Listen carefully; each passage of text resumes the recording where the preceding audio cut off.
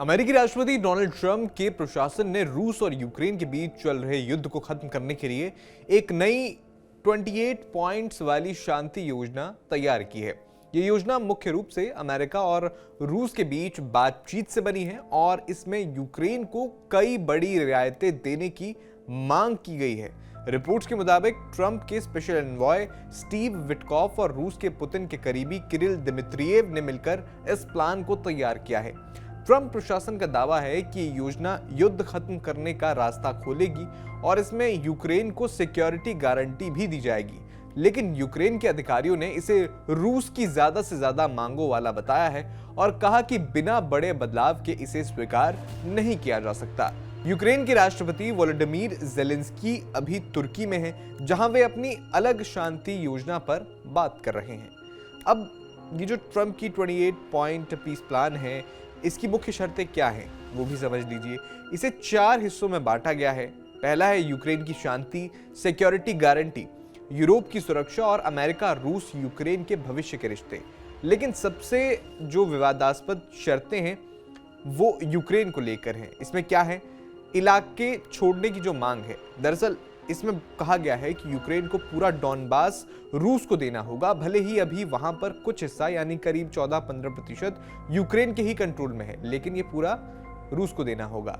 बाकी जो क्रीमिया को भी अमेरिका और दूसरे देश रूस का हिस्सा मान लेंगे। हालांकि यूक्रेन को ऐसा करने के लिए मजबूर नहीं किया जाएगा। एक और शर्त जो विवाद का कारण है वो ये है कि सेना आधी करने की जो शर्त है, यूक्रेन की आर्मी को मौजूदा साइज से आधा करना होगा। कुछ खास हथियार छोड़ने होंगे और पश्चिमी देशों से लंबी दूरी की मिसाइलें मिलनी बंद हो जाएंगी। इसके अलावा विदेशी सैनिकों पर भी बैन रहेगा। यूक्रेन की जमीन पर कोई विदेशी फौज नहीं रह सकेगी। रूसी भाषा और संस्कृति से जुड़ी भी एक शर्त है। यूक्रेन में रूसी भाषा को आधिकारिक दर्जा देना होगा। रूसी ऑर्थोडॉक्स चर्च की लोकल ब्रांच को भी मान्यता मिलेगी। तो इसके बदले में यूक्रेन को क्या मिलेगा? अमेरिका यूक्रेन को भविष्य में रूस के हमले से बचाने की सिक्योरिटी गारंटी देगा, लेकिन इसकी डिटेल्स अभी साफ नहीं है। कुछ इलाकों में डीमिलिटराइज्ड जोन बनेंगे जहां रूस फौज नहीं रख सकेगा। अब ट्रंप के एनवॉय स्टीव विटकॉफ ने हाल ही में मियामी में यूक्रेन के राष्ट्रीय सुरक्षा सलाहकार रुस्तम उमेरोव से इस प्लान पर बात की, लेकिन यूक्रेन ने कहा कि वो ये प्लान रूस की पुरानी मांगों जैसा ही है और इसे मानना उसके लिए नामुमकिन है। यूक्रेन के अधिकारियों ने इसे समर्पण बताया। ज़ेलेंस्की तुर्की में यूरोपीय पार्टनर्स के साथ अपनी योजना पर फोकस कर रहे हैं। वे कहते हैं कि शांति होनी चाहिए, लेकिन यूक्रेन की संप्रभुता पर समझौता नहीं होगा। वहीं क्रेमलिन ने कहा कि कोई नई डेवलपमेंट नहीं है, लेकिन रूसी एनवॉय दिमित्रियेव ने प्लान को कंस्ट्रक्टिव बताया। रूस अपनी पुरानी मांगों पर अड़ा है। ट्रंप कहते हैं कि युद्ध खत्म करने का समय आ गया है।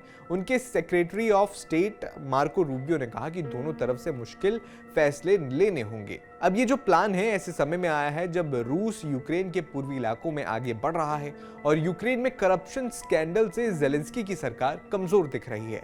ट्रंप प्रशासन को लगता है कि अब डील का अच्छा मौका है। ट्रंप का प्लान अभी सिर्फ ड्राफ्ट है। यूक्रेन ने साफ इनकार कर दिया है और यूरोपीय देश भी चिंतित हैं क्योंकि उन्हें इसमें शामिल नहीं किया गया। अगर यूक्रेन नहीं माना तो ट्रंप प्रशासन बातचीत छोड़ भी सकता है, लेकिन ट्रंप युद्ध जल्दी खत्म करना चाहते हैं ताकि अमेरिका का फोकस दूसरे मुद्दों पर जाए। ट्रंप प्रशासन यूक्रेन पर प्रेशर डाल रहा है, लेकिन ज़ेलेंस्की अपनी जमीन बचाने पर अड़े हैं। देखते हैं आगे क्या होता है। आपका इस पर क्या कहना है, हमें कमेंट बॉक्स में जरूर बताएं।